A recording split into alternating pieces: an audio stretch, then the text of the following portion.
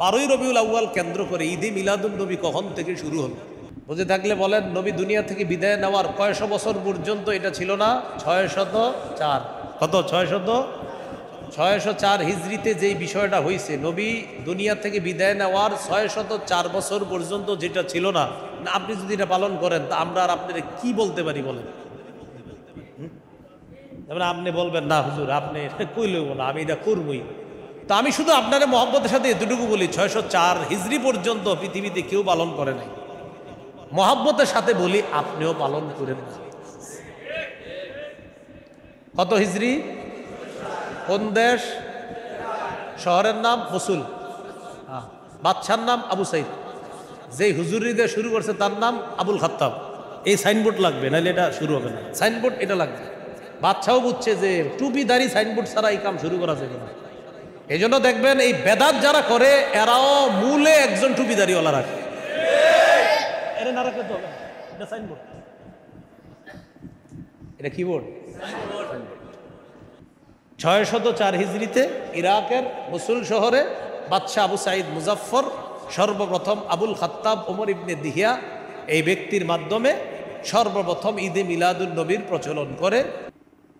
ইমাম মালিক রহমতুল্লাহ আলাই বলেন, মানিবতাদা ফিল ইসলামি বিদআতান ইয়ারাহা হাসানা, কেউ যদি ইসলামের মধ্যে কোনো বেদাতি কাজ চালু করে আর এটাকে যদি সে উত্তম মনে করে, যারা আমাদের সমাজে বেদাত করে উলামায়ে কেরাম তাদেরকে বেদাত সম্পর্কে সতর্ক করার পর তারা বলে, হুজুর এটা করলে তো ভালো লাগে, দিলের মধ্যে একটা হিট আসে, চোখে পানি আসে। মানে বেদাতি কর্মকাণ্ড করলে তার চোখে পানি আসে। তাহলে বেদাত কাজ করে আবার চোখে পানি আসে যারা বলে, এটা দিয়ে বুঝাইতে চায় যে বেদাত করি চোখে পানি আসে কেন? এর মানে বেদাতকে জায়েজ করতে চায় চোখের পানি দিয়ে। তো এই ব্যক্তি যদি বলে বেদাত কাজ যদি হয় তো চোখে কেন পানি আসে? কিছু মানুষ পাবেন যারা নাটক সিনেমা দেখাও কান্না করে। তো ওই ব্যক্তি যদি আইসা কয় আমার নাটক সিনেমা দেখলে চোখে পানি আসে, যদি কোন আপনার বেদাতের চোখের পানি জায়েজ, তো বেটার নাটক সিনেমার চোখের পানিও জায়েজ। যদি আপনি বলেন আপনার বেদাতি চোখের পানি, বেদাতি কাজ করেন আর আপনার চোখে পানি আসে, তো বেটার সিনেমা দেখলে চোখে পানি আসে। এই জন্য ইসলাম বহির্ভূত কোনো কর্মকাণ্ডে দিল নরম হইলে চোখে পানি আসলে এটা শুদ্ধ হওয়ার দলিল হয় না, অশুদ্ধ। এটা চোখের পানি না, সমুদ্র আসলেও কিয়ামত পর্যন্ত অশুদ্ধ। রাসূল সাল্লাল্লাহু আলাইহি সাল্লামের জন্মের মাস রবিউল আউয়াল। এই মাস আসলে আমাদের সমাজে এই মাসকে কেন্দ্র করে বেদাতের উৎসব শুরু হয় এবং বিভিন্ন এলাকায় তারিখ দিয়ে বেদাত করা হয়। তারিখ যে আমাদের এলাকায় 1 থেকে 12 তারিখ পর্যন্ত চলবে, কোনো এলাকায় অর্ধেক মাস, কোনো এলাকায় পুরা মাস চলে। কিছু কিছু এলাকায় ওই বেদাতি কর্মকাণ্ডে কিছু পাশাপাশি গাঁজাও সেবন হয়। তো এইগুলা যদি তালাশ করেন, অনেকে বলবেন কোথায় আছে, কোথায় আছে মানে বাংলাদেশে আছে। আপনি নিজে দেখছেন? হ্যাঁ আমি নিজেই দেখছি, শুইনা না। একটা তো হলো শুনে কথা বলা, আর আমার একটা অভ্যাস হলো আমি কেউ কিছু বললে সেটা বলি না, একদম নিজে পড়াশোনা কইরা জানলে সেটাই বলি। বেদাত যেটা বললাম গাঁজা খাওয়ার, এটা আমি নিজে দেখছি, 1 দিন 2 দিন না, প্রায় 8 মাস দেখছি। কয় মাস? তো এই জন্য রবিউল আউয়াল মাস আসলে এই বেদাত নামক কর্মকাণ্ডের চিন্তা ভাবনা যারা করে তাদের এই চিন্তা ভাবনা থেকে আমাদেরকে আল্লাহ হেফাজত করেন। এখন আমরা মূল আলোচনায় যাই। 12টি কথা সংক্ষেপে মনে রাখেন। ঈদ অর্থ কি? 1 নম্বর। 2 নম্বর, ইসলামে ঈদ বলতে কি বোঝায়? 3 নম্বর, মিলাদুন নবী অর্থ কি? 4 নম্বর, নবীজি সাল্লাল্লাহু আলাইহি সাল্লামের জন্ম বার কবে? 5 নম্বর, রাসূল সাল্লাল্লাহু আলাইহি সাল্লামের জন্ম তারিখ কবে? 6 নম্বর, 12ই রবিউল আউয়ালকে কেন্দ্র করে যেই সমস্ত র্যালি হয়, জশ্নে জুলুস হয়, এই ঈদে মিলাদুন নবী উদযাপন কবে থেকে শুরু হলো? 7 নাম্বার, মিলাদুন নবী তথা রসুল সাল্লাল্লাহু আলাইহি সাল্লামের জন্মের দিন নবী কোনো আমল করতেন কিনা? 8 নাম্বার, নবীজি সাল্লাল্লাহু আলাইহি সাল্লামের জন্মদিনকে কেন্দ্র করে বেদাত করা সম্পূর্ণ নিষিদ্ধ। 9 নম্বর, কিছু মানুষ প্রশ্ন করে নবী তো এরকম র্যালি করতে, জশ্নে জুলুস করতে নিষেধ করেন নাই, এটার কি জবাব? 10 নাম্বার, কিছু মানুষ বলবে বেদাত মানে যদি নতুন আবিষ্কার হয়, ফ্যান লাইট এগুলোও তো নতুন আবিষ্কার, তো এগুলা বন্ধ করেন না কেন, এটার কি জবাব? 11 নাম্বার, সর্বশেষ দলিল আদিল্লা কোনো কথায় না পেরে শেষ বলবে আমার আব্বা যে কত 14 বছর করছে, এটা কি ভুল, এটার কি জবাব? 12 নাম্বার, বেদাতি কাজ পরিহার করে আমাদের কি করা দরকার সে বিষয়ে আলোচনা হবে। এই 12টি শিরোনাম এখন আমরা বিস্তারিত শুনি। প্রথম কথা, ঈদ অর্থ কি সবাই জানেন। ঈদ মানে খুশি, আনন্দ প্রকাশ করা, উৎসব করা। দেখেন, এখানে এমনও ব্যক্তি থাকতে পারেন যারা অতীতে কিছু ভুল করে ফেলেছেন অথবা এখনও ওই ভুল আকীদা নিয়ে এখানে আছেন, এমন মানুষও থাকতে পারেন। থাকাটা অস্বাভাবিক না, কিন্তু আমি আপনাকে হাত জোর করে বলবো আপনি আমার পুরো আলোচনাটা মন দিয়ে শোনেন ইনশাল্লাহ। এরপর আপনি সিদ্ধান্ত নেবেন অতীতের ভুলগুলোর উপরে থাকবেন না অতীতের ভুল ছেড়ে নেবেন। মাঝখানে উঠে যায় না যে থুর একটা হ্যাঁ বলুক আমারটা আমি করব, এরকম নিয়ত না করে এই নিয়ত করেন যে পুরো আলোচনাটা শুনি, তারপর দেখি সিদ্ধান্ত নেব। বলেন ইনশাআল্লাহ। ঈদ অর্থ খুশি, আনন্দ প্রকাশ করা, উৎসব প্রকাশ করা, এটা সবাই জানি আমরা। এই হলো প্রথম কথা। দ্বিতীয় শিরোনাম ছিল ইসলামে ঈদ বলতে কি বোঝায়। এখানে প্রশ্ন এসে যেতে পারে ইসলামের ঈদ আমাদের কি দরকার? উত্তর হলো আমরা যেহেতু মুসলমান, আমাদের ইসলামের ঈদই দরকার। আমরা কি মুসলমান, মুসলমানের ধর্মের নাম কি ইসলাম। তো মুসলমান কি সব ঈদ নিবে না ইসলামের ঈদ নিবে? এই ইসলামের ঈদ বলতে কি বোঝায় এই ব্যাপারে 3টি হাদিস বলি। আবু দাউদের বর্ণনা 1134 নম্বর হাদিস। এই হাদিসের বর্ণনাকারী আনাস ইবনু মালিক রাদিয়াল্লাহু তাআলা তিনি বলেন, লাম্মা কদিমা রাসূলুল্লাহ সাল্লাল্লাহু আলাইহি ওয়াসাল্লাম আল মদিনা। রাসূলুল্লাহ সাল্লাল্লাহু আলাইহি সাল্লাম যখন মদিনায় আগমন করলেন, মদিনায় আগমন করার পর নবীজি দেখেন ওয়ালাহুম ইয়াউমানে ইয়ালআবুনা ফীহিমা, মদিনাবাসী নির্দিষ্ট 2টি দিনে খেলাধুলা করে, আনন্দ উল্লাস করে। রাসূলুল্লাহ সাল্লাল্লাহু আলাইহি সাল্লাম তাদেরকে জিজ্ঞাসা করলেন, মা হাযানিল ইয়াউমান, আচ্ছা এই 2 দিন কি দিন যে তোমরা আনন্দ করো, খেলাধুলা করো, ঘটনা কি? তারা জবাব দিলেন, কুন্না নালআবু ফীহিমা ফিল জাহিলিয়া, জাহিলি যুগে এই 2 দিনে আমরা খেলাধুলা করতাম, সেই ধারাবাহিকতায় এখনো আমরা খেলাধুলা করি। ফাকালা রাসূলুল্লাহ সাল্লাল্লাহু আলাইহি ওয়াসাল্লাম, ইন্নাল্লাহা ক্বাদ আবদালাকুম বিহিমা খায়রাম মিনহুমা ইয়াউমাল আযহা ওয়া ইয়াউমাল ফিত্র। তোমরা যেই 2 দিন খেলাধুলা করতা এগুলো ভুলে যাও, এই 2 দিন বাদ দাও। আল্লাহ তাআলা তোমাদেরকে এই 2 দিনের পরিবর্তে ঈদুল আজহা এবং ঈদুল ফিতর নামে তোমরা মুসলমানদের জন্য 2টি ঈদ আল্লাহ তোমাদেরকে দান করছে। তাহলে আমরা পেয়ে গেলাম মুসলমানদের ঈদ কয়টা? 2টা। একটা হলো ঈদুল ফিতর আর একটা ঈদুল আজহা। রমজান মাস শেষ হওয়ার পর যে ঈদ, এটা ঈদুল ফিতর। জিলহজের 10 তারিখের ঈদ হলো ঈদুল আজহা। আরেকটি বর্ণনা শুনি সহিহ বুখারীর 963 নম্বর হাদিস। এই হাদিসের বর্ণনাকারী আব্দুল্লাহ ইবনে ওমর রাদিয়াল্লাহু তাআলা আনহুমা, তিনি বলেন, কানা রাসূলুল্লাহ সাল্লাল্লাহু আলাইহি ওয়াসাল্লাম ওয়া আবু বকর ওয়া উমর ইউসাল্লুনা আল ঈদাইনি ক্বাবলা আল খুতবাহ।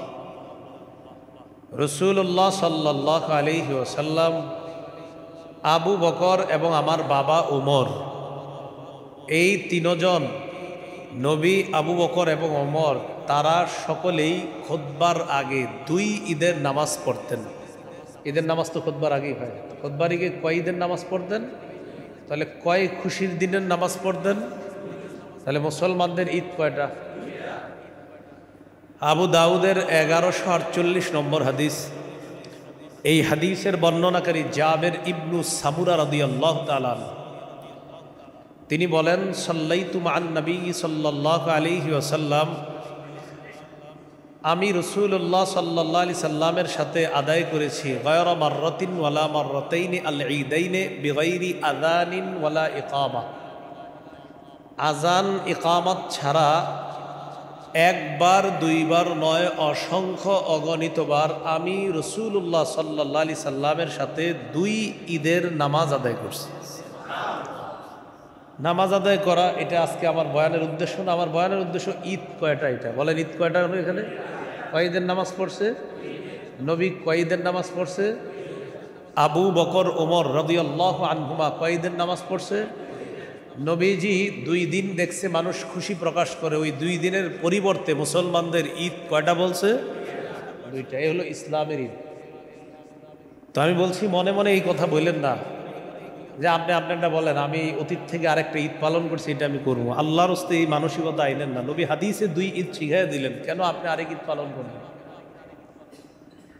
এগুলো আজকের আলোচনার 12টার মধ্যে দ্বিতীয় আলোচনা। আজকের 3 নম্বর আলোচনা, মিলাদুন নবী অর্থ কি? মিলাদ অর্থ জন্ম, আর নবী মানে মোহাম্মদ সাল্লাল্লাহু আলাইহি সাল্লাম। পুরাটা মিলাইলে মিলাদুন নবী অর্থ হয় মোহাম্মদ সাল্লাল্লাহু আলাইহি সাল্লামের জন্ম। আমাদের সমাজে মিলাদ বললে বুঝে অমুকরে দাওয়াত দিয়া ঘরে আনমু, উনি কিছুক্ষণ বিভিন্ন নিয়ম নীতি পালন করবে, এটাই মিলাদ। এটা কি বলে? মিলাদ। বিভিন্ন ব্যানারে লেখা থাকে মিলাদ মাহফিল, মানে কি জন্ম মাহফিল। আমার ঘরে হুজুর আসেন, মিলাদ আছে মানে জন্ম আছে কারো আজকে। কি বলে? ঘরে মিলাদ আছে মানে জন্ম আছে। কার জন্ম করে? কি বলে? ঘরে মিলাদ আছে। মিলাদ অর্থ কি? জন্ম। তো মানে ঘরে জন্ম আছে কার? আপনার ছেলে মেয়ে হবে কেউ? না। যারা বিরুদ্ধে আছেন আমি বলছি, আমি যারা পক্ষে বিপক্ষ উভয় দল শুনেন, মিলাদ অর্থ কি? তো যখন কাউকে বলেন হুজুর বাসায় আছেন, দোয়া আছে, মিলাদ আছে, বুঝলাম দোয়া আছে, মিলাদ কি? তো আপনি বলবেন ভাই মিলাদ আছে মানে কারো জন্ম হবে নাকি আজকে করে? তো উনি যদি বলে এটা কি বললেন, ছোটবেলা থেকে শিখে আসছি মিলাদ, আপনি বলবেন মিলাদ অর্থ তো জন্ম। আর আপনি বলেন কেউ হবেনি করে, তাহলে আমরা দাইমা টাইমে পাঠাই, দাত্রী পাঠাই। যে দাত্রী বাচ্চা প্রসবে কারে নিয়ে আসতে হয়? দাত্রী নিয়ে আসতে হয় না? তো তাকে পাঠাই দিই। তাহলে বলেন মিলাদ অনুষ্ঠান না দোয়া অনুষ্ঠান? কথাগুলো চেঞ্জ করতে হবে। দোয়া অনুষ্ঠান লিখে দিছি। আমি আপনার কথার বিরোধী না, আমি শুধু বলতে চাইতেছি আপনি যে লেখছেন মিলাদ মেনে নিছি, তো কার জন্ম সেটা বলুন। আমি তো না মানি না এমন না যে হুজুর আমার ঘরে মিলাদ আছে, ও মাশাআল্লাহ ঠিক আছে, আপনি সন্তান হবে চলেন দোয়া করি। বলেন মিলাদ আছে কেউ হবে, দোয়া করে দিই চলেন, হ্যাঁ আল্লাহ তাড়াতাড়ি সুস্থতার সাথে নিয়ে আসেন দুনিয়াতে, দোয়া করে চলবে। আর যদি বলেন না আমার ঘরে দোয়া আছে, তো সেটা ভিন্ন কথা। আপনি দোয়া অনুষ্ঠান করতে পারেন, আপনি দোয়া করাইতে পারেন, আপনার ঘর উদ্বোধন হবে দোয়া করেন, আপনি দোকান উদ্বোধন দোয়া করেন, কোনো সমস্যা নেই, আল্লাহর কাছে দোয়া করেন। কিন্তু আমি আগে বুঝাইতে চাই মিলাদ অর্থ কি? জন্ম, বাস এটা মূল কথায় আসে। তাহলে মিলাদুন নবী মুহাম্মদ সাল্লাল্লাহু আলাইহি সাল্লামের জন্ম। অনেক মানুষ আবার আপনারে ধোঁকাবাজি করে বলবে ভাই তুমি কি মিলাদ মানো? আপনি উত্তর দিবেন মিলাদ অর্থ যদি জন্ম হয় আমি অবশ্যই নবীজির জন্ম মানি। কি বলবেন? কেউ যদি বলে মিলাদ মানো, বলবেন যে মিলাদ অর্থ যদি জন্ম হয় অবশ্যই মোহাম্মদ সাল্লাল্লাহু আলাইহি সাল্লামের জন্ম মানি। আর যদি উনি বুঝায় না মিলাদ মানি কিছু নাচমু, তাহলে বলবেন না ভাই। তাহলে বলেন তো আপনারা সবাই মিলাদ মানেন কোন অর্থে? মাশাআল্লাহ। মিলাদুন নবী অর্থ কি? মুহাম্মদ সাল্লাল্লাহু আলাইহি সাল্লামের জন্ম। তাহলে আমারে আপনারা প্রশ্ন করেন, এবার বলেন হুজুর মিলাদ মানেন? জিজ্ঞাসা করেন, বলেন জিজ্ঞাসা করেন। হ্যাঁ, জন্ম অর্থে মিলাদ মানি। তাহলে আপনাদেরকে আমি জিজ্ঞাসা করি আপনারা মিলাদ মানেন?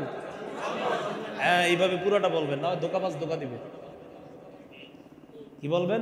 জন্ম অর্থে মিলাদ।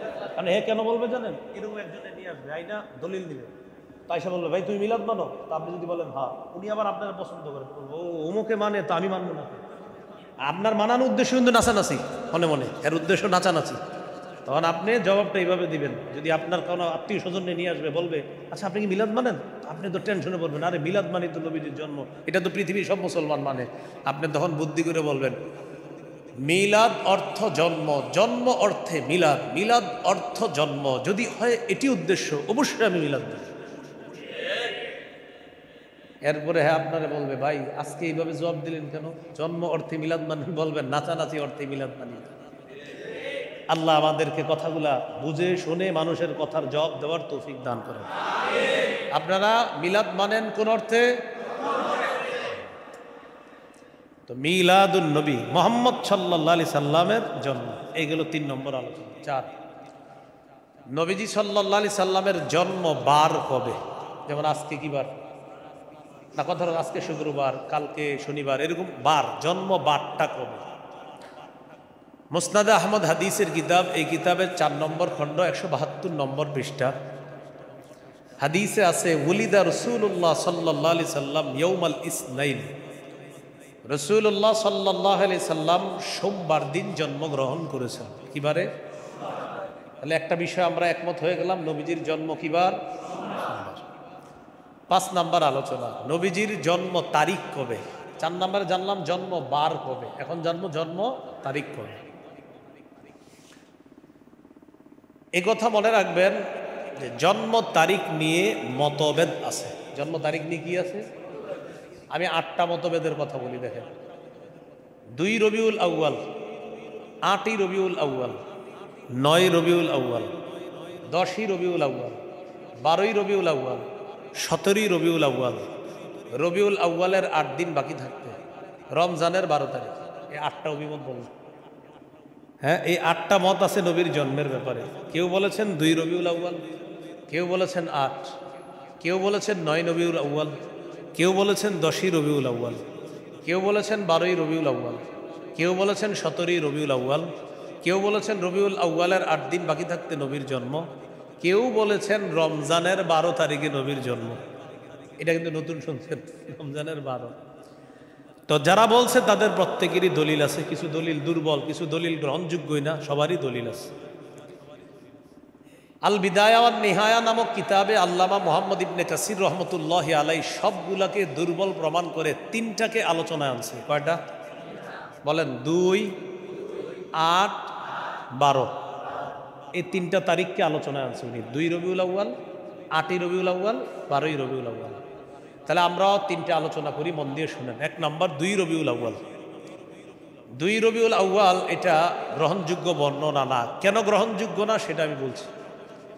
2 রবিউল আউয়াল যিনি বলছে তার নাম মুহাম্মদ ইবনে সাদ। তিনি এই কথাটা বর্ণনা করেছেন তার উস্তাদ ওয়াকিদি থেকে। ওয়াকিদি বর্ণনা করেছেন তার উস্তাদ আবু মাশার থেকে। বাস 3টা মনে রাখেন, ছাত্র, উস্তাদ, উস্তাদ। এই উস্তাদের ছাত্র তিনি আর তার ছাত্র তিনি। আমি ওনার ছাত্র, ওনার ছাত্র আমি, আমার ছাত্র, আমার সে বয়সের কম আছে ওই যে। তাহলে ওনার ছাত্র আমি আর আমার ছাত্র ওই আরেকজন। এটুকু বুঝছেন তো সবাই? তার মানে উনি আমার উস্তাদ আর আমি ওর উস্তাদ, উনি আমার উস্তাদ আর আমি ওর উস্তাদ, এই হলো বিষয়টা। তাহলে মুহাম্মদ ইবনে সাদ তিনি বর্ণনা করেছেন তার উস্তাদ থেকে। উস্তাদের নাম ওয়াকিদি। এই ওয়াকিদি উস্তাদ আবার বর্ণনা করছে আবু মাশার থেকে। তার মানে আবু মাশার উস্তাদ, তার ছাত্র ওয়াকিদি। এই ওয়াকিদি আর আবার এই মুহাম্মদ ইবনে সাদের উস্তাদ। এতটুকু বুঝছেন না সবাই?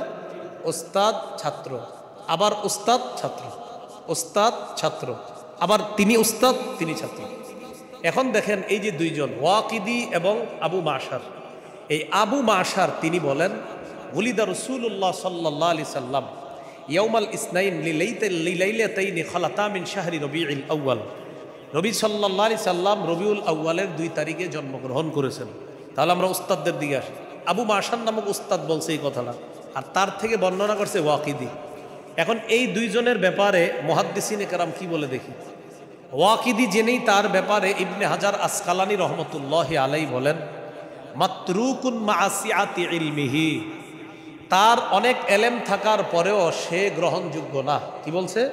এই ওয়াকিদির অনেক এলেম আছে, কিন্তু তিনি গ্রহণযোগ্য না, তিনি ঐতিহাসিক বর্ণনায় দুর্বল, হাদিস বর্ণনায় দুর্বল, তাই তার বর্ণনা নেওয়া যাবে না।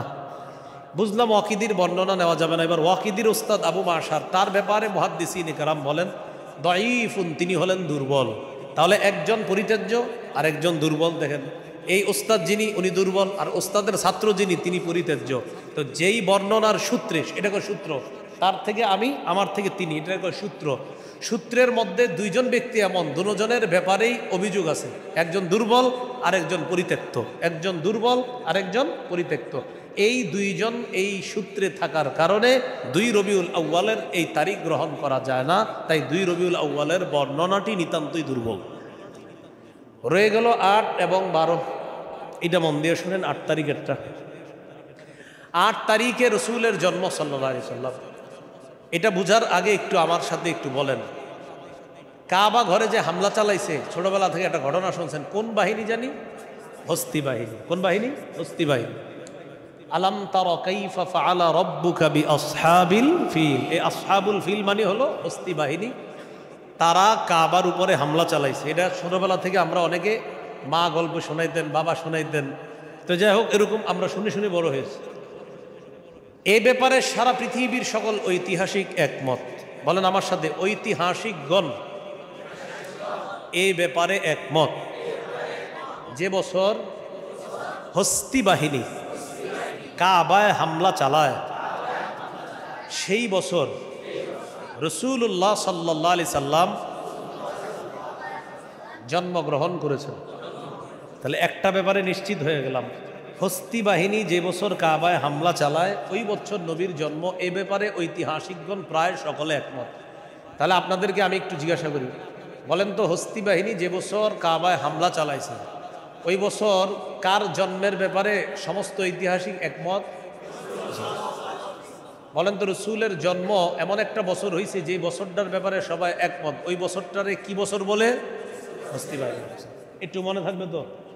এবার আমরা আরেকটু কথা জানি। বলেন, হস্তি বাহিনী কাবায় হামলা চালানোর 50 দিন পর রসুল সাল্লাল্লাহু আলাইহি সাল্লাম জন্মগ্রহণ করেছেন।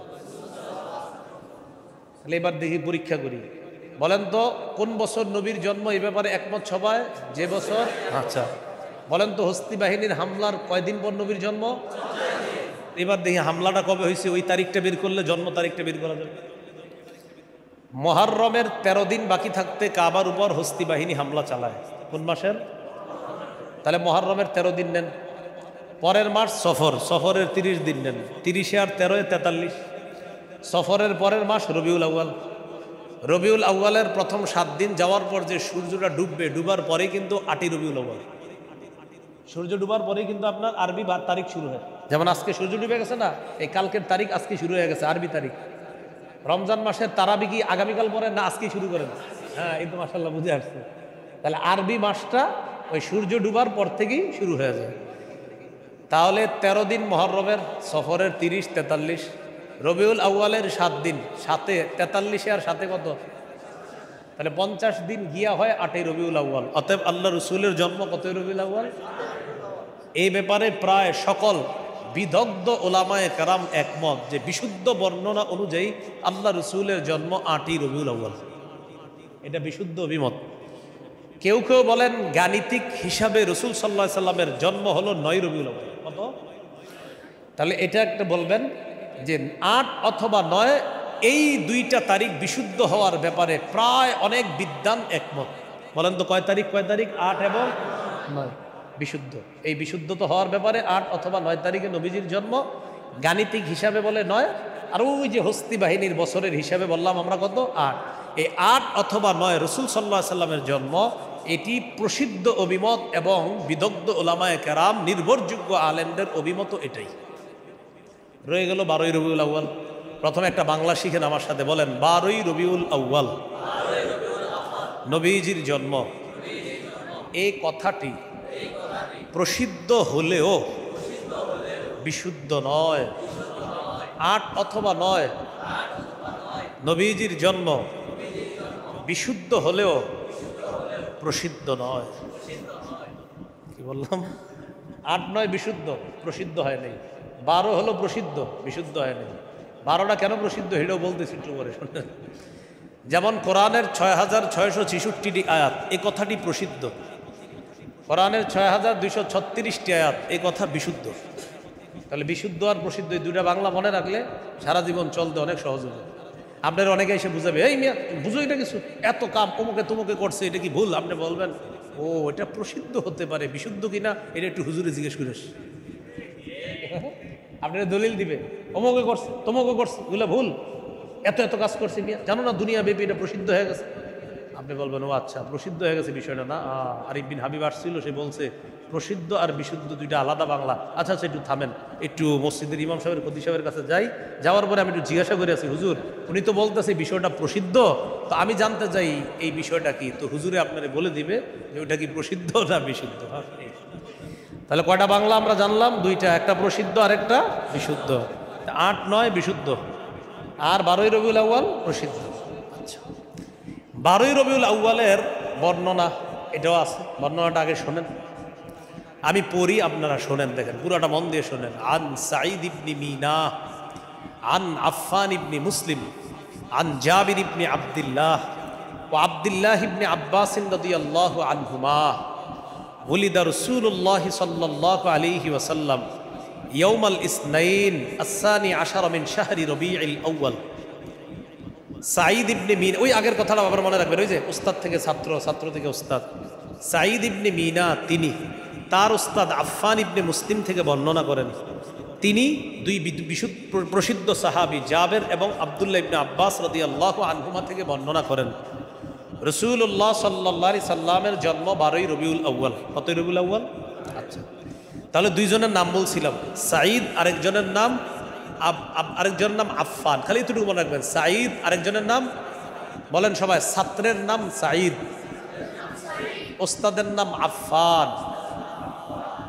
ছাত্র সাঈদ এবং ওস্তাদ আফফান দুজনেই নির্ভরযোগ্য বর্ণনাকারী।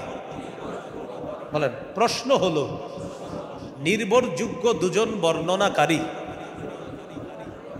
সূত্রে থাকা সত্ত্বেও 12ই রবিউল আউয়াল কেন বিশুদ্ধ নয়? এরা তো বিশুদ্ধ, বর্ণনাকারী দুজনেই বিশুদ্ধ। ছাত্র সাঈদ তিনিও বিশুদ্ধ, আবার ওস্তাদ আফফান তিনিও বিশুদ্ধ, তাহলে বর্ণনা কেন বিশুদ্ধ না? এবার আপনাদেরকে বলি কেন বিশুদ্ধ না, এটা আপনারা সহজে বুঝবেন। দেখেন, ছাত্রের নাম কি? সাঈদ। ওস্তাদের নাম? ওস্তাদ মারা গেছে 110 হিজরিতে। কয় হিজরিতে? ছাত্রের জন্ম 136 হিজরিতে। আবার বলি, ওস্তাদ মারা গেছে 110 হিজরিতে, ছাত্রের জন্ম 130 হিজরির পরে আর কি, কেউ 32 লেখছে, 36 এরকম। তাহলে ওস্তাদের মৃত্যু 110, ছাত্রের মৃত্যু প্রায় 20 বছরেরও পরে। ওস্তাদের মৃত্যু 110 আর ছাত্রের জন্ম ওস্তাদের মৃত্যুরও প্রায় 20, 22, 23 বছর, 26 বছর পর। তাহলে এরা কেমনে ছাত্র ওস্তাদ হয়েছে? আবার বুঝেন, সাঈদ নির্ভরযোগ্য, ওস্তাদও নির্ভরযোগ্য। আফফান তিনি নির্ভরযোগ্য ঠিক, কিন্তু তিনি মৃত্যুবরণ করছে 110 হিজরিতে। তিনি মৃত্যুরও প্রায় 20 বছরও অধিক সময় পর ছাত্র সাঈদের জন্ম। অতএব তারা আসলে ছাত্র ওস্তাদই না। তারা কি না? ছাত্র ওস্তাদ। তাহলে এটা কি হবে বলেন? তাদের দুইজনের মাঝে বলেন বিচ্ছিন্নতা। কেননা তারা দুজন কেউ কাউকে দেখেনি। এই জাতীয় সূত্রকে বিচ্ছিন্ন সূত্র বলে, আরবিতে বলে ইনকিতা, বাংলায় বলে বিচ্ছিন্ন, আরবিতে বলে মুনকাতি'। হাদিস শাস্ত্রের নিয়ম হলো মুনকাতি' সূত্র অথবা বিচ্ছিন্ন সূত্র দলিল হিসাবে গ্রহণযোগ্য নয়।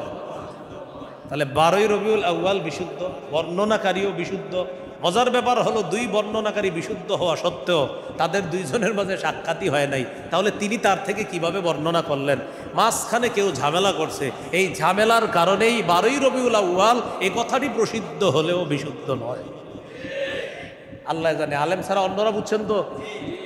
আলহামদুলিল্লাহ বুঝে ফেলছেন, না না তো ঝামেলা আছে, এদের দুইজনের তো দেখা সাক্ষাৎই হয় নাই, তো এই বর্ণনা কিভাবে বিশুদ্ধ হবে? তাহলে এটা প্রসিদ্ধ, তবে কি নয়। শেষ কথা এই বিষয়ে শেষ কথা হলো ঝগড়া থেকে বাঁচবেন কিভাবে। যেমন বয়ানের পরে অনেকে আপনারা বলবে, যা তুই কইলে 8 তারিখ 9 তারিখ, আমি 12ই করি।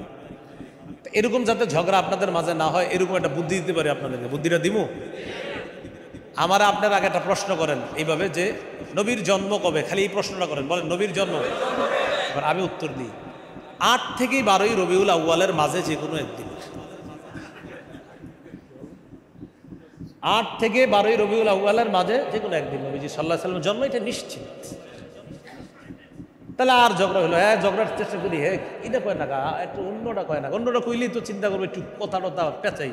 যদি দেখেন যে না ওই লোক আপনার ঝগড়া ফেলাইতে পারে, আপনি বলবেন ভাইয়া ঝগড়া টগড়া করা দরকার নেই, 8 থেকে 12ই রবিউল আউয়ালের মাঝে নিশ্চিত নবীজির জন্ম।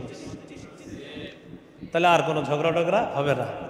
আগেরগুলা বললাম আপনাদের জানার জন্য, শেষেরটা বললাম ঝগড়ামুক্ত থাকা। প্রথমে বুঝাইবেন, যদি না বুঝে শেষে বলবেন ভাই 8 থেকে 12-র মধ্যে জন্ম, তুমি খুশি তো? এটা বইলা তারে খুশি করবে। এই হলো আজকের আলোচনার 5 নম্বর আলোচনা। আজকের আলোচনার গুরুত্বপূর্ণ আলোচনা 6 নম্বর শিরোনাম, 12ই রবিউল আউয়াল কেন্দ্র করে ঈদে মিলাদুন নবী কখন থেকে শুরু হলো।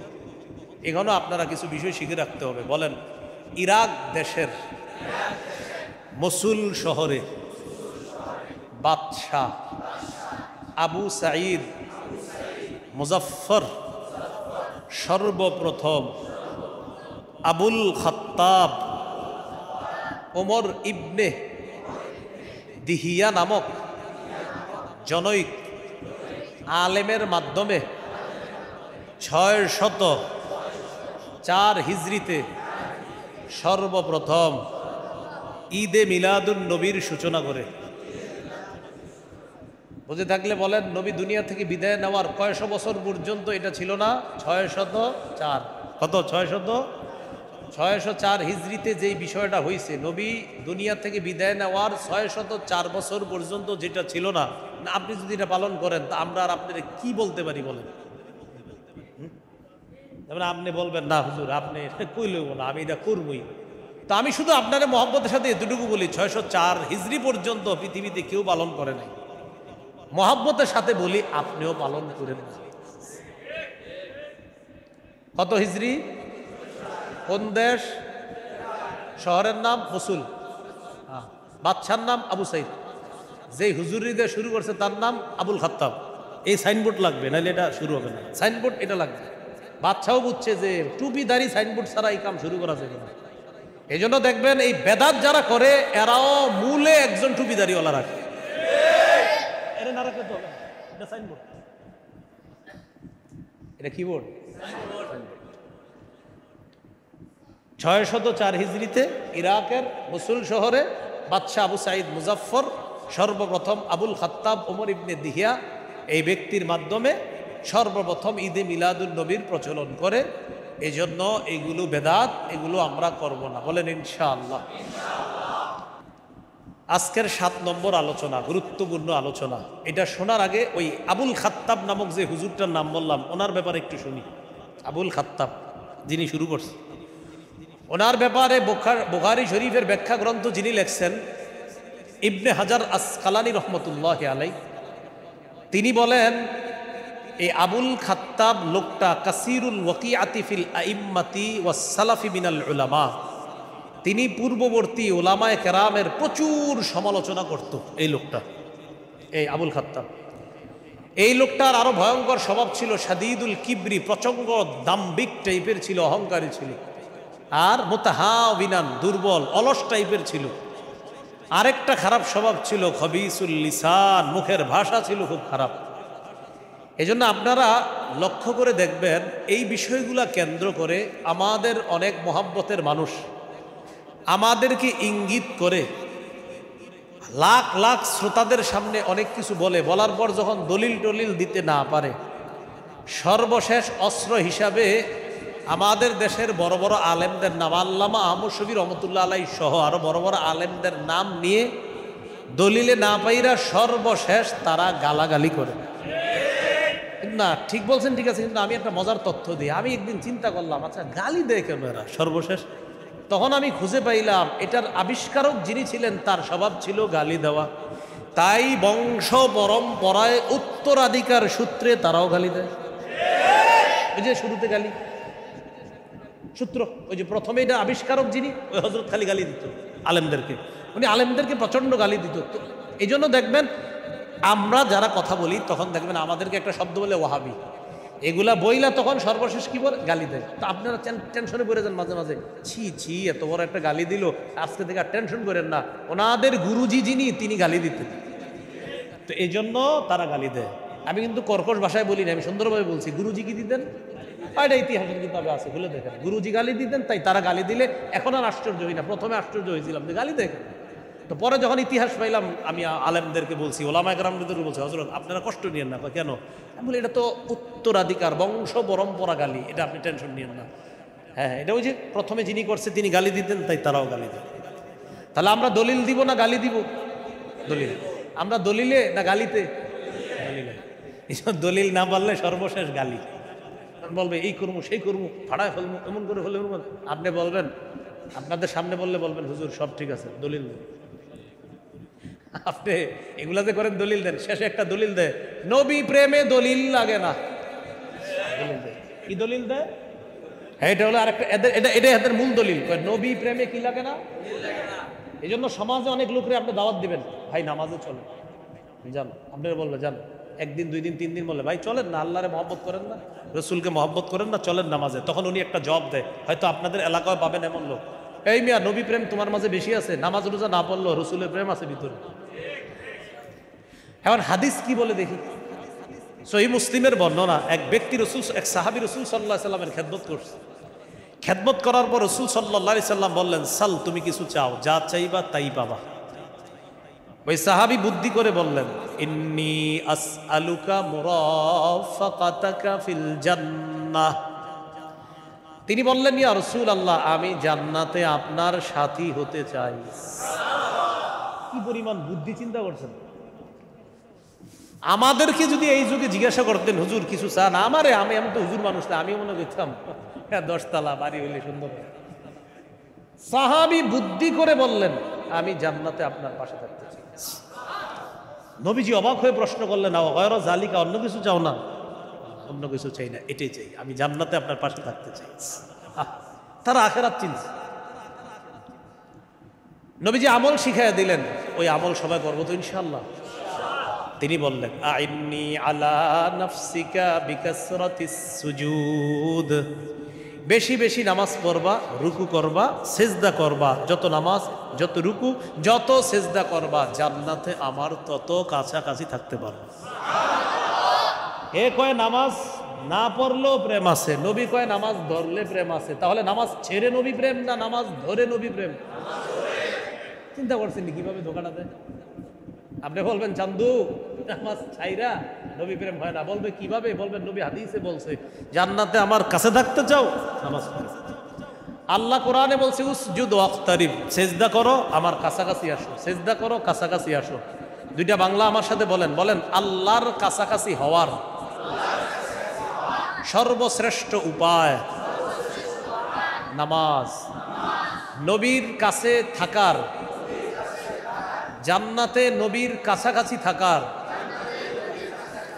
সর্বশ্রেষ্ঠ উপায় নামাজ। তাহলে বলেন তো আল্লাহ পাওয়ার সর্বশ্রেষ্ঠ উপায় কি? জান্নাতে নবীর কাছাকাছি থাকার সর্বশ্রেষ্ঠ উপায়। তাহলে নামাজ ছেড়ে আল্লাহ প্রেম না নামাজ ধরে? নামাজ ছেড়ে নবী প্রেম না নামাজ ধরে নবী প্রেম? আল্লাহ কথাগুলো বুঝে শুনে অন্যদেরকেও যেন আমরা বুঝাতে পারি, আল্লাহ তৌফিক দান করেন।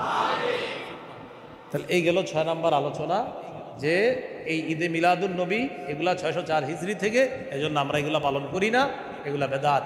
আল্লাহ আমাদেরকে বেদাত থেকে বাঁচার তৌফিক দান করেন। 7 নম্বর গুরুত্বপূর্ণ আলোচনা, মিলাদুন নবী মানে কি জানি? হ্যাঁ, আপনারা মিলাদ মানেন? জন্ম অর্থে আপনারা মিলাদ মানেন? হ্যাঁ মাশাআল্লাহ। কি অর্থে? না জানা কি অর্থে? মাশাআল্লাহ। হ্যাঁ, মানে মিলাদ বলতে অনেকের মাথায় এসে পড়ে, ও হুজুর ঘরে যাবে, যাওয়ার পরে কিছু এই সেই করবে, একটা দোয়া করবে, না এরকম না। রসুল সাল্লাল্লাহু আলাইহি সাল্লাম তার জন্মদিনে যা করতেন আপনারা তা করবেন না আগে বলেন, তাহলে বলুন। সহিহ মুসলিমের বর্ণনা 1162 নম্বর হাদিস। সুইলা রাসূলুল্লাহ সাল্লাল্লাহু আলাইহি সাল্লাম আন সাওমিদ দাহরি। রাসূলুল্লাহ সাল্লাল্লাহু আলাইহি সাল্লামকে সারা বছর রোজা রাখা সম্পর্কে জিজ্ঞাসা করা হলো। জিজ্ঞাসা করলেন, হুজুর কেউ যদি সারা বছর রোজা রাখে? নবীজি জবাব দিলেন, লা সামা ওয়ালা আফতারা আও ক্বালা মা সামা ওয়ালা আফতারা ওয়া মা আফতারা। নবীজি বললেন যে সারা বছর রোজা রাখলো, সে রোজা রাখলো না আবার রোজা ছাড়লো না। কি বললেন? সে রোজা রাখলো না, ছাড়লো না। এর মানে সারা বছর কেউ রোজা রাখলে তার রোজা তো হবে, নফল রোজা। কিন্তু নবী এটার প্রতি উৎসাহ দিলেন না তাকে। নবী কি দেন নাই? উৎসাহ দেন নাই। ওয়াসুইলা আন সাওমি ইয়াউমাইন ওয়া ইফতারি ইয়াউম। জিজ্ঞাসা করা হলো, হুজুর কেউ যদি 2 দিন রোজা রাখে আর 1 দিন রোজা না রাখে, এর মানে মাসে 20 দিন রোজা আর 1 দিন 10 দিন হলো রোজা ছাড়া। কেউ যদি মাসে, এভাবে বললেন হুজুর, কেউ যদি 2 দিন রোজা রাখে আর 1 দিন রোজা ছাড়ে, তাহলে মাসে কয়টা রোজা হয়? 20টা রোজা আর 10 দিন রোজা না রাখা। নবী বললেন, আইয়ুনা ইউতিকু জালিকা। আমাদের মাঝে কার এত শক্তি আছে যে সে 20 দিন রোজা রাখবে মাসে আর 10 দিন রাখবে না? তার মানে এটার প্রতিও নবী উৎসাহ দেন নাই। জায়েজ, কেউ রাখলে হয়ে যাবে, কিন্তু উৎসাহ দেন নাই। প্রশ্ন করলেন, সুইলা আন সাওমি ইয়াউমিন ওয়া ইফতারি ইয়াউমাইন। হুজুর কেউ যদি 1 দিন রোজা রাখে আর 2 দিন রোজা না রাখে, এর মানে মাসে 10টা রোজা আর 20 দিন রোজা না রাখা। নবীজি জবাব দিলেন, ইয়া লাইতা আন্নাল্লাহ কাওয়ানা লিজালিক। হায় আমার আশা, আল্লাহ যদি এই রোজাটা আমাদের সবাইকে রাখার তৌফিক দিতেন। তার মানে এটার মধ্যে নবীজির উৎসাহ আছে। মাসে 10টা রোজা আর 20 দিন না রাখা, অর্থাৎ নফল রোজা আপনি 1 দিন রাখলেন, 2 দিন গ্যাপ দিলেন, আবার রাখলেন, আবার 2 দিন গ্যাপ দিলেন, আবার রাখলেন, আবার 2 দিন গ্যাপ। এটার প্রতি নবীর খুব উৎসাহ। প্রশ্ন করলেন, সুইলান সাওমি ইয়াউমিন ওয়া ইফতারি ইয়াউম। হুজুর কেউ যদি 1 দিন রোজা রাখে 1 দিন রোজা না রাখে, তার মানে মাসে 15টা রোজা 15 দিন না রাখা। নবীজি সাল্লাল্লাহু আলাইহি সাল্লাম জবাব দিলেন, যাকা সাওমু আখি দাউদ আলাইহিস সালাম। এটা আমার ভাই দাউদ নবীর রোজা। এটাও মোটামুটি উৎসাহ আছে, তবে বেশি উৎসাহ কোনটা? 10 দিন রোজা আর 20 দিন না রাখা। এবার প্রশ্ন করলেন, সুইলা আন সাওমি ইয়াউমিল ইসনাইন। হুজুর কেউ যদি সোমবার রোজা রাখে? নবীজি জবাব দিলেন, সোমবারের রোজা এটা তো উত্তম রোজা। ইয়াউমুন ফিহি উলিদতু। সোমবার এমন দিন যেই দিনে আমার জন্ম হয়েছে, আমি দুনিয়াতে জন্মগ্রহণ করেছি সোমবারে, তাই সোমবারে আমি রোজা রাখি। তাহলে নবীজি তার জন্মদিনে কি করতেন? সোমবার তো বছরে 1 দিন। হ্যাঁ, তাহলে রাসূল সাল্লাল্লাহু আলাইহি সাল্লামের জন্মদিনের আমল বাৎসরিক না সাপ্তাহিক? এই কথাটা আপনি হাইটা পুরা চা দোকানের সামনে ওয়াজ করবেন। আপনারা সবার ঘরে ঘরে গিয়ে বুঝাইবেন, ভাই আগে একটু মন দিয়ে শোনো, নবীজি সাল্লাল্লাহু আলাইহি সাল্লাম তার জন্মদিনে আমল করতেন প্রতি সপ্তাহে। তুমি কেন বাৎসরিক পালন করবা? তুমি যদি প্রকৃত আশিকে রাসূল হও, তাহলে প্রতি সপ্তাহে সোমবারে রোজা রাখো। তাহলে জন্মদিনের আমল কি পাইলাম? বাৎসরিক না সাপ্তাহিক? সাপ্তাহিক। বুঝা বলতেন তো? এটা আপনারা যারা বুঝতেছেন, অন্য 10 জনকে বুঝাইতে হবে। আপনার বিবিরে বুঝাইতে হবে, আপনার মেয়েরে বুঝাইতে হবে, মেয়ের জামাইকে বুঝাইতে হবে। আপনার আত্মীয় স্বজনের মধ্যে এরকম লোক পাবেন যারা এই জাতীয় ঝামেলার মধ্যে আছে, হ্যাঁ, এদেরকেও আপনারা বুঝাতে হবে, ঠান্ডা মাথায় বুঝাতে হবে। আল্লাহ তৌফিক দান করেন। তাহলে রাসূল সাল্লাল্লাহু আলাইহি সাল্লামের জন্মদিনে আমলটা করতেন বাৎসরিক না সাপ্তাহিক? সোমবার। আল্লাহ আমাদেরকেও, আমরা চেষ্টা করব যেন সোমবারে রোজা রাখতে পারি। আল্লাহ তৌফিক দান করেন। এই গেল 7 নম্বর আলোচনা। আজকের 8 নম্বর আলোচনা, রাসূল সাল্লাল্লাহু আলাইহি সাল্লামের জন্মদিনকে কেন্দ্র করে কোনো বেদাত করা যাবে না। রেলি বের করা, জশ্নে জুলুস, ঈদে মিলাদুন নবী ইত্যাদি, এইগুলাতে আমরা অংশগ্রহণ করব না। বলেন ইনশাআল্লাহ। বেদাত কাকে বলে? সহিহ বুখারীর বর্ণনা 2697 নম্বর হাদিস, 2697 নম্বর হাদিস। এই হাদিসের বর্ণনাকারী আয়েশা সিদ্দিকা রাদিয়াল্লাহু তাআলা আনহা, তিনি বলেন, রাসূলুল্লাহ সাল্লাল্লাহু আলাইহি সাল্লাম বলেছেন, মান আহদাসা ফি আমরিনা হাদা মা লাইসা ফিহি ফাহুয়া রাদ্দুন। বলেন আমার সাথে, যে ব্যক্তি আমাদের শরীয়তের মধ্যে ইবাদতের নামে সওয়াবের আশায় নতুন কিছু আবিষ্কার করে, এটা প্রত্যাখ্যান করা হবে, কারণ এটা বেদাত। তাহলে বলেন তো, সওয়াবের আশায় ইবাদতের নামে নতুন কিছু আবিষ্কার শরীয়তের মধ্যে, এটার নাম কি? হ্যাঁ, আমি আবার বলি, মন দিয়ে শোনেন, বলা লাগবে না। ইবাদতের নামে সওয়াবের আশায় শরীয়তের মধ্যে নতুন কিছু অনুপ্রবেশ করানোর নাম বেদাত। আবার বলি, মন দিয়ে শুনেন, ইবাদতের নামে সওয়াবের আশায় শরীয়তের মধ্যে নতুন কিছু করার নাম বেদাত। এই বেদাত আমরা করব না, বলেন ইনশাআল্লাহ। বেদাতের ভয়াবহতা, বলেন বেদাতি ব্যক্তি, বেদাত নামক কর্মকাণ্ড না ছাড়া পর্যন্ত বেদাতির তাওবা আল্লাহ তাআলা কবুল করেন না। হাদিসের একটা কিতাব আছে সুনানে দারিমি, 54 নম্বর হাদিস। রাসূলুল্লাহ সাল্লাল্লাহু আলাইহি সাল্লাম বলেন, ইন্নাল্লাহা হাজাবাত তাওবাতা আন কুল্লি সাহিবি বিদআতিন হাত্তা ইয়াদা বিদআতাহ। নিশ্চয়ই আল্লাহ তাআলা প্রত্যেক বেদাতি ব্যক্তির তওবা কবুল করেন না যতক্ষণ সে তার বেদাত নামক কর্মকাণ্ড না ছাড়ে। আল্লাহ তাআলা বেদাতি ব্যক্তির তওবা কবুল করেন না যতক্ষণ সে তার বেদাত নামক কর্মকাণ্ড না ছাড়ে।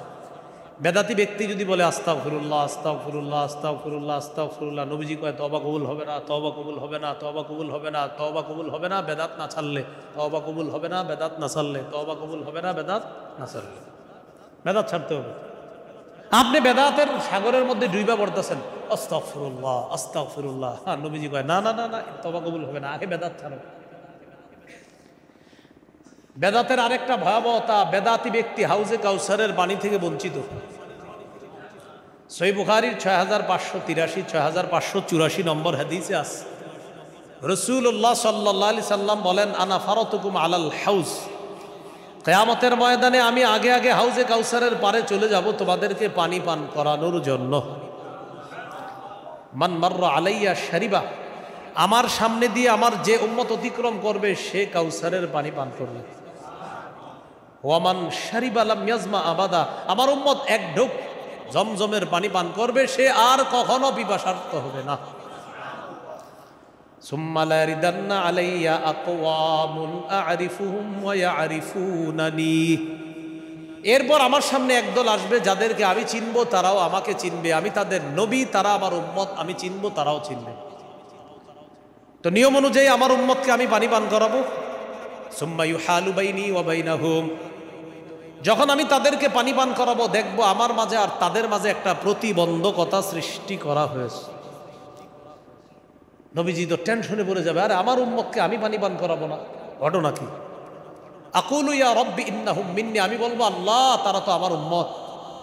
আল্লাহ তাআলার পক্ষ থেকে জবাব দেওয়া হবে, ইন্নাকা লা তাদরি মা আহদাসু বাদাক, নবী আপনি জানেন না, আপনি দুনিয়া থেকে চলে আসার পর তারা কত কত নতুন বেদাত চালু করেছে শরীয়তের মধ্যে, এটা আপনার জানা নাই। তাই আজকে আপনি তাদেরকে কাউসারের পানি পান করাতে পারবেন না। যেই নবী একটু আগে কাউসারের পানি পান করাইতে চাইলেন সেই নবী বলবেন, সুহকান সুহকান লিমান গায়্যারা বাদি, আমি দুনিয়া থেকে বিদায় নিয়ে চলে আসার পর যারা শরীয়তের মতে নতুন বেদাত চালু করেছো তোমরা আমার সামনে থেকে দূর হও, আমি তোমাদের চেহারাটাও দেখতে চাই না। তাহলে যেই নবী পানি পান করাইতে চাইলেন তিনি এখন চেহারা দেখতে চায় না। ভাই বেদাত করবেন না, বেদাতগিরি করেন না। পায়ে ধরতে বলেন তাও রাজি আছি, আমি আপনার পায়ে ধরতে রাজি, এটা করেন না। আপনি এটা করে আপনার আখেরাত বরবাদ করেন না, আপনি এটা করেন না আল্লাহর রাস্তায়। সবার সামনে আইসাও যদি বলেন পায়ে ধরতে হবে আপনার, আপনি এখানে আসবেন যে আমি পায়ে ধরবো, ঠিক একদম এই মসজিদে বৈশা কসম করতেছি, সামনে আসেন আমি আপনার পায়ে ধরেই বলবো, আপনি এটা করেন না। যদি পায়ে ধরার কারণে আপনি বেদাত ছাড়েন তাও নবীর একটা উম্মত জান্নাতি হবে, আমি চাই, আসেন। যদি বলেন না এখানে শরম করে, আপনি অন্ধকারে গেলে সেখানে আমি যাবো, সেখানে চুপে চুপে পায়ে ধরবেন, জি ওই অন্ধকারে যাবেন আপনি, আমি আপনার পায়ে ধরবো। যদি বলেন এখানে না, আমি আপনার ঢাকায় গিয়ে দেখা করবো, আমার পায়ে ধরবেন, আমি বেদাত ছাড়বো, আপনি ঢাকা গিয়ে দেখা করেন, আপনার পায়ে চুপে চুপে ধরবো, আপনি বেদাত ছেড়েন। আর কিভাবে বলবো? আপনি যেভাবে বলবেন সেভাবে আপনার পায়ে ধরবেন। এ বলেন চুপে চুপে চুপে চুপে, যদি বলেন সামনে সবার সামনে সামনে, যেভাবে বলবেন, কারণ আমি তো বুঝতেছি হাদিস কোরআন পড়ে আপনি সঠিক কাজ করতেছেন। কেন? আবু দাউদের 4608 নম্বর 4607 এই হাদিসগুলো আমাকে বলে দেয় যে না, উম্মত বেদাতের মধ্যে লিপ্ত থাকলে তার পরিণাম কঠিন। রাসূলুল্লাহ সাল্লাল্লাহু আলাইহি সাল্লাম বলেছেন, ইয়্যাকুমুল মুহদাসাত, তোমরা বেদাত কাজকর্ম করা থেকে বাঁচো। ফাইন্না কুল্লা মুহদাসাতিন বিদআ, প্রত্যেক বেদাত নতুন আবিষ্কার। ওয়াকুল্লা বিদআতিন দলালা, প্রত্যেক নতুন আবিষ্কার এগুলা হলো পথভ্রষ্টতা। ওয়াকুল্লা দলালাতিন ফিন্নার, আর প্রত্যেক পথভ্রষ্টতার ঠিকানা হলো জাহান্নাম। নবী বলেন নতুন আবিষ্কার করা থেকে বাঁচো, প্রত্যেক নতুন আবিষ্কার বেদাত, আর প্রত্যেক বেদাত হলো পথভ্রষ্টতা, আর প্রত্যেক পথভ্রষ্টতার ঠিকানা জাহান্নাম। নবী বলেন নতুন আবিষ্কার করা থেকে বাঁচো, প্রত্যেক নতুন আবিষ্কার বেদাত, প্রত্যেক বেদাত পথভ্রষ্টতা, প্রত্যেক পথভ্রষ্টতার ঠিকানা জাহান্নাম।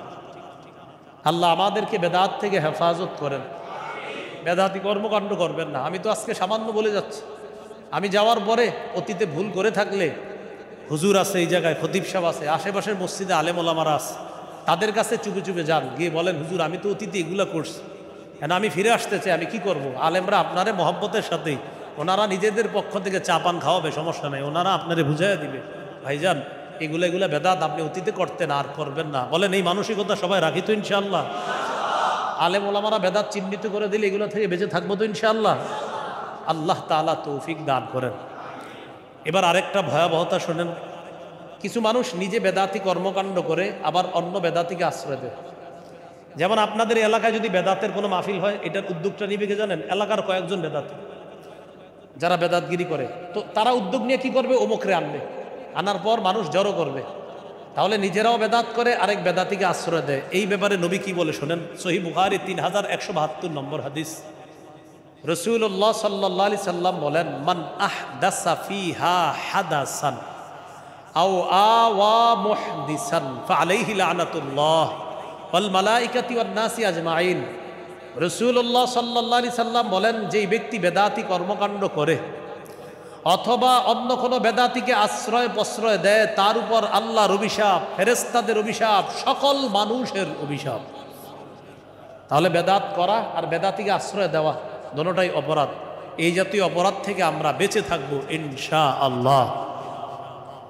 কোনো এলাকায় যদি একটা বেদাত প্রতিষ্ঠিত হয়ে যায়, ওই এলাকা থেকে আল্লাহ রাগ করে একটা সুন্নত উঠায় আনে, কিয়ামতের আগে তওবা না করা ছাড়া ওই সুন্নত ওই জাতিকে আর আল্লাহ ফিরাইয়া দেয় না। সুনানে দারিমির 54 এবং 94 নম্বর হাদিসের মধ্যে আসছে, রাসূলুল্লাহ সাল্লাল্লাহু আলাইহি সাল্লাম বলেন, মাবতাদা কওমুন ফি দীনিহিম বিদআতান ইল্লা নাযাআল্লাহু মিন সুন্নাতিহিম সুন্নাতান। কোন জাতি যখন তাদের ধর্মের মধ্যে নতুন বেদাত চালু করে, আর এই বেদাত যদি প্রতিষ্ঠিত হয়, ওই জাতির থেকে আল্লাহ একটা সুন্নত উঠায় নেয়। সুম্মা লা ইউঈদুহা ইলাইহিম ইলা ইয়াউমিল কিয়ামা, এই সুন্নত কিয়ামতের আগে ওই জাতিকে আর আল্লাহ ফিরায়া দেয় না। এই সুন্নত এই জাতিকে আর আল্লাহ কি করে দেন না? ফিরিয়ে দেন না। কিয়ামতের আগে এই সুন্নত যেটা আল্লাহ উঠায় নেন, এটা আর আল্লাহ তাআলা ফিরিয়ে দেন না। এই জন্য দেখবেন অনেক সময় অনেক সুন্নতের তৌফিক আমাদের হয় না। কেন হয় না জানেন? অনেক বেদাত আমাদের চোখের সামনে চলে, আমরা এটাকে বাধা দেই না, তাই সুন্নত জানা থাকা সত্ত্বেও সুন্নতের তৌফিক হয় না। মসজিদের দরজায় লেখা মসজিদে প্রবেশের দোয়া, আল্লাহুম্মা ফতাহলি আবওয়াবা রহমাতিক, এটা লেখা আছে, এরপরেও মুসল্লি লেখাটা পড়ে না। এটা বললেও কিন্তু দোয়াটা হয়ে যায়, বললেও দোয়াটা হয়ে যায় না, ওই যে তৌফিক হচ্ছে না। বের হওয়ার সময় লেখা আল্লাহুম্মা ইন্নী আসআলুকা মিন ফাদলিক, এটা লেখা আছে, এরপরেও না, তৌফিক হয় না উপরে তাকানোর। কারণ ওই যে আমার আপনার সামনে বেদাত চলে, এই জন্য সুন্নত পালনের তৌফিক হচ্ছে না। মেসওয়াক করা সুন্নত, এই জায়গায় বাচ্চারাও জানে। নবী ঘর থেকে যখন বের হইতেন সর্বশেষ মেসওয়াক করতেন, ঘরে ঢুইকা সর্বপ্রথম মেসওয়াক করতেন, ঘর থেকে বের হতেন সর্বশেষ মেসওয়াক করে, ঘরে ঢুকে সর্বপ্রথম মেসওয়াক করতেন। বিবি বা কারো সাথে দেখাও করতেন না, অন্য কোনো কাজেও মনোযোগ দিতেন না, ঘরে ঢুকেই সর্বপ্রথম মেসওয়াক করতেন, পরে অন্য কাজ করতেন। নবীজি সাল্লাল্লাহু আলাইহি সাল্লাম বলেন, জিবরিল আমিন আমাকে এত বেশি মেসওয়াক করতে বলছে, আমি টেনশনে পড়ে গেলাম, না জানি আমার দাঁতগুলা ভেঙে যায় কিনা, এই টেনশনে আমি পড়ে গেলাম। এই কথা বলার পর রাসূল সাল্লাল্লাহু আলাইহি সাল্লামের হাদিস জানলাম, মেসওয়াক করা সুন্নত। মেসওয়াক করা সুন্নত এটা জানি সবাই, কিন্তু আজকে এশার নামাজের আগে কয়জন মেসওয়াক করছেন? হাত তোলার প্রয়োজন নাই, কারণ হাত তুললে সংখ্যা কমই হবে, এটা নিশ্চিত আমি। কিন্তু সবাই জানি কথাটা, কিন্তু সবাই জানি, কিন্তু ওই যে তৌফিক হচ্ছে না। কি হচ্ছে না? খানা খাওয়ার শুরুতে বিসমিল্লাহ বলা সুন্নত, সবাই জানি, কিন্তু কয়জন মানুষের তৌফিক হচ্ছে শুরুতে বিসমিল্লাহটা বলার? বলে দেখবেন এখন অনেকের মনে এসে পড়ছে, হায় হায় আজকে দুপুরেও তো বলি নাই, রাতেও বলি নাই, অনেকের মাথায় অলরেডি এসে গেছে। তাহলে বিসমিল্লাহ বলা সুন্নত সবাই জানি, তৌফিক হচ্ছে না।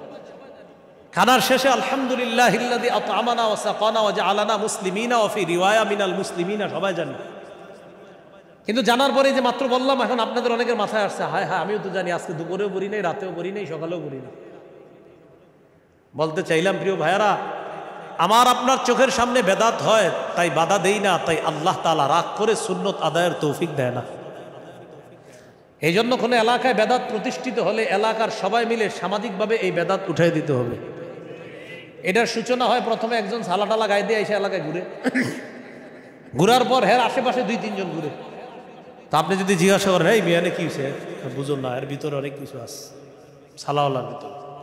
অথবা একটা লাল কাপড় টাপড় পরে ঘুরে, একদম নর্মাল পোশাক, কোনো মতে আর কি লজ্জাস্থানটা ঢাকে। তো আপনি পাশে ঘুরে, তাই হের পাশে ঘুরেন ঘুরলে, ভাই কি জিনিস যে আছে বুঝো না, কি যে আছে এটা কিন্তু মোটামুটি ভালোভাবে তাকাইলে বুঝে যেতেছে। এরপরেও বলতেছে কি যে আছে এটা তো বুঝবা না। এই 2-3 জন আস্তে আস্তে 10-12 জন 20 জন হঠাৎ দেখবেন খান হয়ে গেছে, শুরু হয়ে গেল।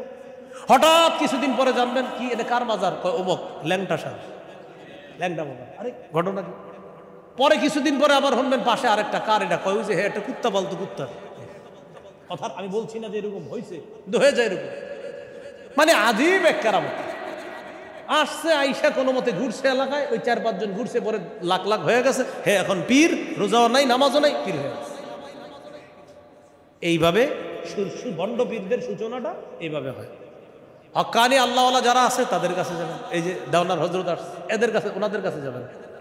ওনারা আপনারা বলবে না ভাই আমার এনে আসো, আসার পর ওটা করতে হবে ওটা, ওনারা দেখবেন ওনারা কথা বললে আপনি বুঝবেন ওনারা কোন লাইনের কথা বলেন। এর আগে দালকানগরের হজরত আসছে। এই মানুষগুলা চায় মানুষ কিভাবে আল্লাহর সাথে সম্পর্ক রাখতে পারে, আর ওই জাতীয় ওই যে যারা ওই যে সালা ল্যাংটাসা ইত্যাদি এরা চায় কিভাবে মানুষকে আল্লাহর থেকে দূরে সরায় ওর মুখী বানান যায়। কারণ ও আপনারা কিছুদিন পরে বলবে জিন্দিগিতে 2 রাকাত নামাজ বন্ধ দিয়ে করো, আপনারা শিখিয়ে দিবে কয় রাকাত পড়ো জিন্দিগিতে, 2 রাকাত শুধু মন দিয়া পড়বা, বাকিগুলো আমি দায়িত্ব নিতেছি। এই যে আপনি ভণ্ড চিনার সহজ উপায়। এখন অনেকে বলবে এটা কি আপনি আমগরে করলেন, মনে মনে বলতে পারবো এটা মনে হয় হুজুরে আমারে কইছে, তো আপনি করলে তো আপনারই কইছি। এই যে কথাটা বললে আছে না, দেখবেন ওরা ভিডিও টিডিও ছাড়লে হয়তো কমেন্ট করবে, হ্যাঁ হ্যাঁ মনে হয় অমুক খানকারে কইছে। জি, অমুক খানকায় যদি এরকম থাকে তো অমুক খানকারই তো বলছি, আমি কি কোনো নাম বলছি? আর কেউ যদি তার গায়ে টেনে নেয় তার মানে ওদের এই অপরাধটা আছে। তো এরকম এলাকায় কিছু মানুষ পাবে না, এখন হয়তো বয়ানের পরে কোনো চা দোকানে বসে এরকম বলতেছে, এটা মনে হয় আমাদেরকে কয় জি ভাইয়া আপনি করলে আপনারই বলছি। আর যদি এই অপরাধ আপনার মধ্যে না থাকে তো এই বয়ান আপনার আমি করি না, আপনি টেনশনে বললেন কেন? জুমার মসজিদে বয়ান দিছি সাহাবায়ে কেরামের ফজিলত নিয়ে।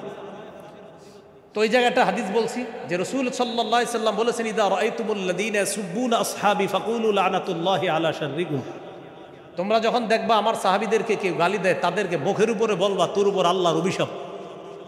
তো আমি বয়ান করছি, বয়ানের পর এক লোক গেছে রুমে। আমি সাধারণত বেশি কথা বলি না, বয়ানের আগে পরে কোথাও না, মাহফিলেও না, মসজিদেও না। তো বয়ানের পরে এক লোক গিয়া কয়, হুজুর একটু কথা আছে। কি কথা? আপনি যে বললেন সাহাবীদেরকে যে গালি দিবে তারে অভিশাপ করবে, এই যে বয়ানটা দিলেন কারে দিলেন? আমি কই যে এরকম সাহাবীদেরকে গালি দেয়। কয় কে? আমি বললাম যে। কয় যেটাকে? আমি কই যেটা সে। পরে আমি তো বুঝতেছি ওনার রোগটা। আমি বললাম আপনি গালি দেন কিনা শুধু হা বা না বলেন। যদি বলেন হা, সহজ করে দিই, তো বয়ান আপনারই করছি। আর যদি বলেন না, আপনি টেনশন পরে অনেকে যদি বলেন না কি বলেন সাহাবীদেরকে কি আমরা গালি দিই, আমি তো আপনি এত টেনশন করেন, আপনি চলে যান। এই জন্য বেশিক্ষণ থাকতে হবে। মনে নিয়ত করেছিল যে আজকে 2-4 ঘন্টা হারে একদম ইয়া করবো। কিসের 2-4 ঘন্টা? আমি যখন বললাম যে যেটাকে, আমি বললাম সে, সেটাকে, আমি কই সেটা যে। তখন বললাম যে আপনি গালি দিচ্ছেন কিনা সেটা বলেন। যদি বলেন হ্যাঁ, বয়ান আপনার করছি। যদি বলেন না, তো আপনি টেনশন করেন না, জান আস্তে চলে গেছে সালাম দিয়ে। তো এই বয়ানও অনেকে বলতে পারে এটা মনে হয় আমারে বলছে, আপনি বলবেন তোমরা কি এরকম করো, বলবেন আপনারা বলে দিন। যদি বলে হ্যাঁ, তো বয়ান তো তোমারই।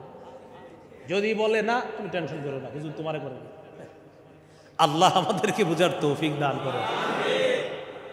তাহলে যারা বেদাতি কর্মকাণ্ড করবে রবিউল আউয়াল মাসকে কেন্দ্র করে, আমরা তাদেরকে এই বয়ান করে দিয়েছি। এখন কেউ যদি বেদাতি করে তারা বাস শুধরে যাবে, আমরা দোয়া করি আল্লাহ তৌফিক দান করে।